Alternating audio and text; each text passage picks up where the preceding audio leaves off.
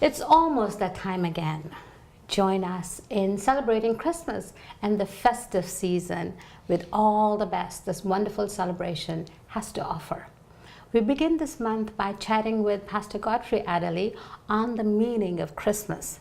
Please join me in welcoming him to the show. Thank you once again for being here, Pastor. Well, thank you for the invitation. Always a pleasure. Yes. So, Christmas is here?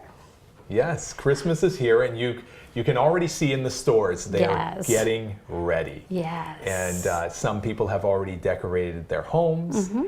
And you know, as much as Christmas as a season, we've forgotten some of the significance or the original sort of meaning behind Christmas. The one thing that I think that we get right is that we put up lots of lights. Mm-hmm. That I think that I love seeing the brightness of the different homes and things, because light was something that's significant even in that very first Christmas time.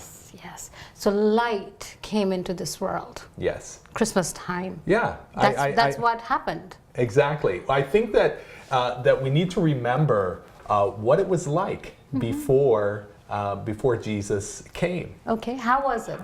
Well, there wasn't a lot of hope. Let's just put it that way to start off with. The people in that area of the world were under some tyranny, and they were being dominated by a force that had come in, taken over their land, limited their religious freedoms, and they were looking ahead for a time when what they called a Messiah would be revealed to them. Okay. And they really felt that this person would start to put to right the things that were wrong in the world. All right.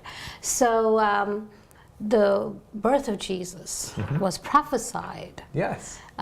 Thousands of years before his actual birth. Actually, Well, the book of Genesis.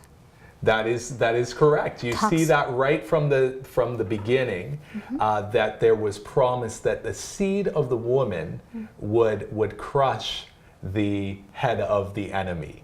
And so that was the start, the anticipation of what would happen.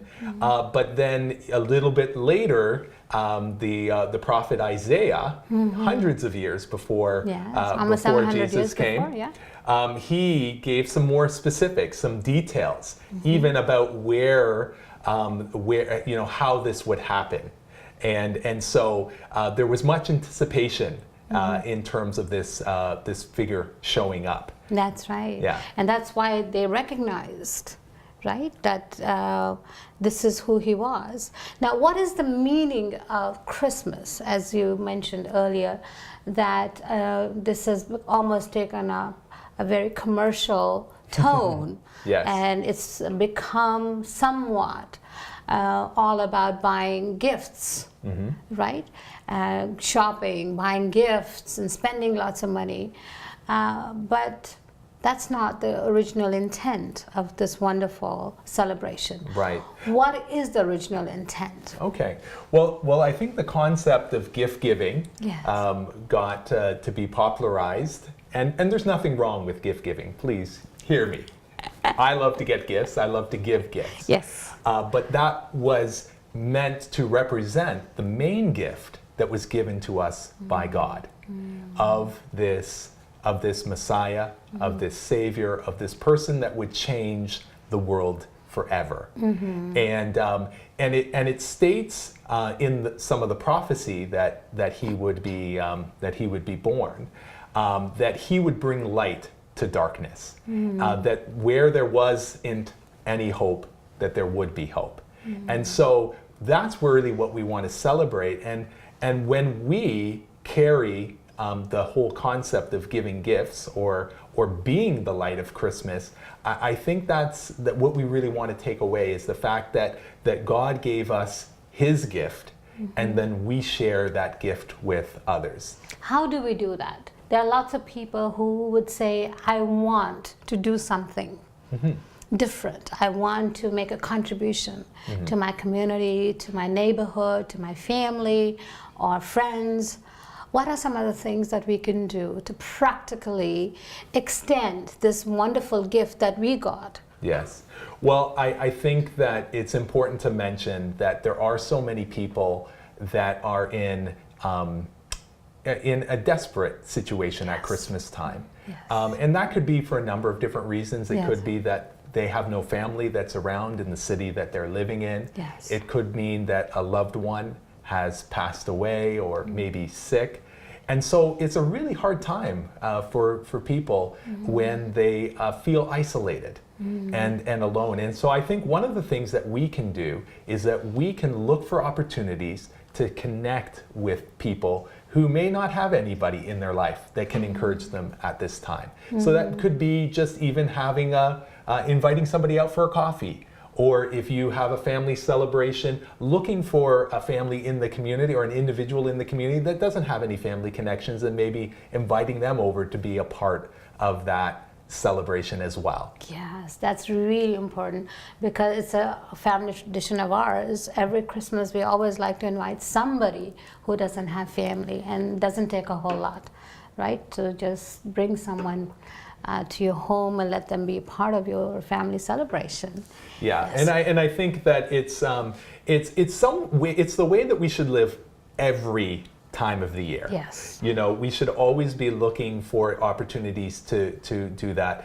You know, Jesus said much later, we're talking about Christmas, but Jesus' ministry said, love your neighbor as yourself. And so if there's something that you would appreciate someone doing for you, if you happen to be in a strange town or a strange city, or not having family around, you know, do it to somebody else. You know, college students Yeah, we that have travel so many. internationally, such an opportunity to just adopt a college student as a family member over Christmas. Yes. You know, a lot of the local students get to go home because they might just be in a different city or a different province, but people who are from different countries sometimes don't get a chance to travel home in the holidays. Yes. And so it's such a wonderful opportunity to be able to express love in a practical way. Yes. You know. All right. Now, there are lots of people who watch our program. Some of them know a lot about Christmas, some of them don't. Of someone who has never heard the message of Christmas, the real story behind it, what would you like to tell them? Okay. Well, why not the Christmas story itself? Yes.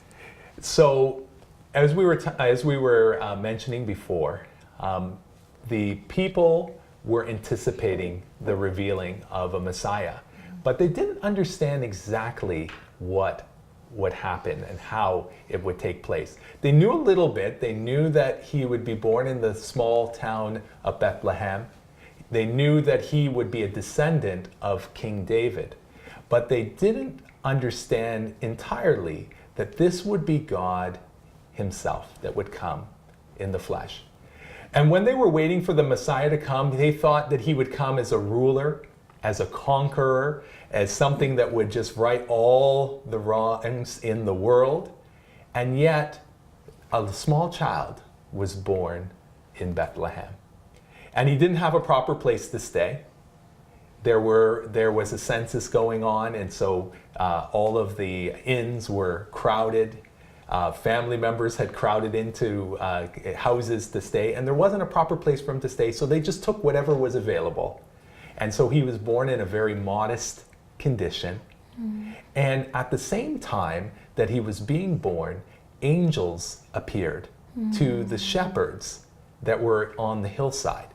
Now, we've got to understand that in that context, that shepherds were considered just dirty, hired Lowest of people, the low. the lowest of the low. They didn't own the sheep that they took care of. They just took care of them. It was a job. And yet the angels appeared and first told them about the coming of this king. And they're very specific about how they would find him, how they would identify that it was him. And so they left. And it says, with great joy, they went out and saw it, and then they shared it with other people. And so I think right off the bat, if God was making an appearance on earth in a humble way, that the people that he chooses to share it with first, that says something about what God wanted to happen at that first Christmas, that he wanted everyone to be included. He wanted everyone to be involved, that he's truly wanted this joy to be shared in the whole world, and not just with the elite, not just with those who, people in that society might have felt were good or worthy of this news, but the most modest people. Yes, I assume that without this this news, the shepherds probably would not have been invited. They would not have been on the invitation list. No, definitely. Certainly, when you're doing your Christmas party, Molly, I know that you're connected to some great folks, and again, probably not shepherds are not probably the people that you're seeking out to invite to all of your parties. But this is the graciousness of God. Yes. Again, He's looking for everyone to be included, to be invited to celebrate. That's in this. right. And again, that was just the beginning again of what God wanted to do in this world. But the appearance of Jesus as a baby in Bethlehem was the very beginning. That's right. So there you go. This is the message of Christmas. God is interested in everyone. He does not look at people who are important or who are worthy. He just looks at everybody the same way, and everyone is important to Him. So if you'd like to know more about Christmas, there are lots of wonderful churches in your neighborhoods that you can go to for a service. There are lots of wonderful programs happening in almost every church. And if you don't know of a church and would like to attend one, why don't you contact us? We will be happy to direct you to one in your neighborhood. I can be reached at 647-979-3220.